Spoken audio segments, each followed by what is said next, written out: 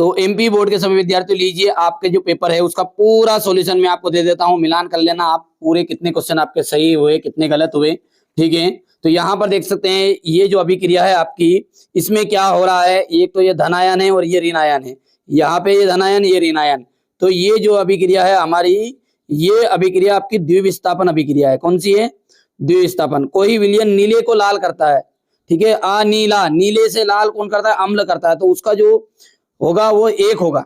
यहाँ पर निम्नलिखित में से कौन से उभयधर्मी ऑक्साइड का उदाहरण है?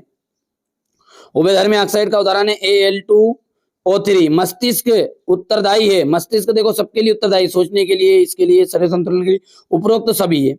निम्नलिखित में से कौन मानव में मादा जनन तंत्र का भाग नहीं है? तो शुक्रवाहिका एकदम राइट रहेगा।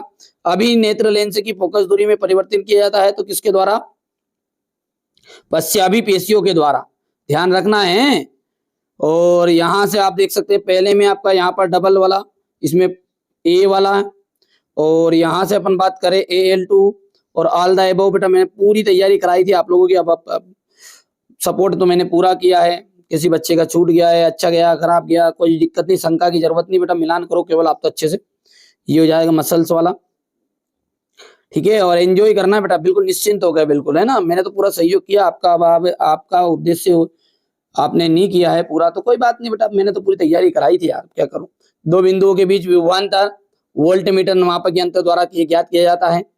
प्रकाश के अवयवी वर्णों का विभाजन को, ठीक है, वर्ण विक्षेपण कहते हैं। क्या कहते हैं? वर्ण विक्षेपण। किसी दर्पण में आप चाहे कितनी ही दूरी पर खड़े, आपका प्रतिबिंब सदैव सीधा प्रतीत होता, तो वो जो दर्पण है या तो समतल होगा, कौन सा होगा? या तो समतल दर्पण है वो, ठीक है भैया, या तो समतल दर्पण है, या फिर कौन सा दर्पण है?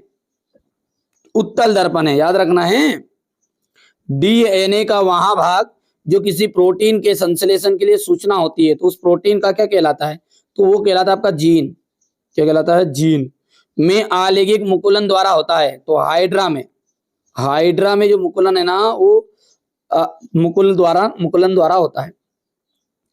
ऐसी कौन सी ग्रंथि जिसके द्वारा वृद्धि हार्मोन स्रावित होता है? तो पीयूष ग्रंथि हो गया। इसके बाद में ये यहां से आप देख सकते हैं, आगे बढ़ते हैं। सत्य हमारे शरीर में रसायनों का सर्वाधिक मात्रा में संचित होना जैव आवर्धन कहलाता है। तो यहाँ पर देख सकते हैं अपन, जैव आवर्धन कहलाता है, सत्य बात है ये पहली। दूसरा जो है बेटा, हरे रंग वाला जो तार था, ठीक है, मैंने बहुत बताया आपको, लाल वाला फेस, काले वाला अर्थिंग, और जमीन में जो तो नहीं वो न्यूटन तार बोलते हैं अपन जिसको, वो हो जाएगा आपका। तो यहाँ पर ये आपका तीसरे वाला है ना असत्य है, सॉरी दूसरे वाला सत्य, असत्य, मतलब कहने का मतलब ये कि हरे वाला आपका असत्य, ये पहले वाला सत्य हो गया है ना। प्रतिरोध का ऐसा मात्रा का ओम होता है, बिल्कुल सत्य बात है। निकट दृष्टि दोष को उत्तल लेंस द्वारा संशोधित किया जाता है। तो निकट द्वारा का जो है ना उसको अवतल द्वारा, निकट 3 अक्षर का 4 अक्षर का यूज करेंगे, इसलिए ये असत्य हो गया। फिर ये सत्य है और ये फिर से आपकी असत्य, क्योंकि धुएं वाली गैस से निकलती है। यहां से हो गया इतना, ट्रूफॉल्स से तो कर सकते थे आप आराम से। देखो बेटा मैंने पूरी तैयारी कराई, आपको पूरी की पूरी तैयारी कराई थी, कोई दिक्कत नहीं है। देखो थोड़ा सा अजीब सा महसूस तो होता है कि हाँ अब आपके साथ इतने दिन का संपर्क रहा, भले ही आपका मोबाइल से और हमारा संपर्क मोबाइल से रहा नहीं बेटा, पर लेकिन ये संपर्क है ना आपका और हमारा एक संबंध बन गया है, और ये संबंध बिल्कुल आप मिस करूंगा ऐसा कोई दिक्कत नहीं, आप सभी को भी, ठीक है। हमारे सभी बच्चों ने सपोर्ट मेरे को पूरा किया है। तो चलिए अपन अभी आगे इसको जोड़ी का मिलान कर लेते। पहले ऑक्सीजनित रक्त का जाएगा धमनी, वी ऑक्सीजनित रक्त जो जाएगा वो जाएगा सीरा, ठीक है। द्विलिंगी पुष्प का जाएगा गुड़हल, एक लिंगी पुष्प आपका पपीता, संतरे में आ जाएगा आपका, ठीक है, संतरे में सिट्रिक अम्ल पाया जाता है, और चींटी के डंक में जाएगा मेथेनोइक अम्ल। यहां से हो गया आपका इतना, और इसके बाद में आपका जाएगा एक वाक्य में उत्तर CaOCl2 यौगिक का प्रचलित नाम। CaOC का प्रचलित जो नाम है वो क्या है आपका? तो ये प्रचलित जो नाम है हमारा वो है आपका यहाँ पर विरंजक चूर्ण। क्या है? विरंजक चूर्ण। कौन सी धातु एक आसानी से संचरित नहीं होती है? तो कौन सी धातु? तो सोना और प्लेटिनम। मिश्र धातु क्या है? दो या दो से अधिक धातु के समांगी मिश्रण को मिश्र धातु कहते हैं। हमारे मस्तिष्क का कौन सा भाग सुगंध का पता लगाता है? तो घ्राण पालिया, ठीक है। पांचवा जो है इसमें आपका कौन सी क्रिया होगी? तो रासायनिक और विद्युत दोनों क्रिया होगी, रासायनिक और विद्युत। विद्युत शक्ति का व्यापारिक मात्रा किलोवाट घंटा, KWH भी लिख सकते थे, किसी बच्चे ने ये लिखा हो तो बिल्कुल सही बात है। यहाँ पर इंग्लिश मीडियम वाले बच्चों का था और पूरे के पूरे क्वेश्चन वही आए जो मैंने बताया। चलो अच्छा गया नहीं गया उन सबको आप ठीक है नजरअंदाज करिए और खूब एंजॉय करिएगा। और हाँ, आपका और हमारा संपर्क केवल मोबाइल से नहीं है, ठीक है, निश्चिंत रहिए। व्हाट्सएप पे मेरे नंबर दिए गए, इस चैनल पर व्हाट्सएप नंबर भी दिए गए, उस पर मैसेज करिएगा।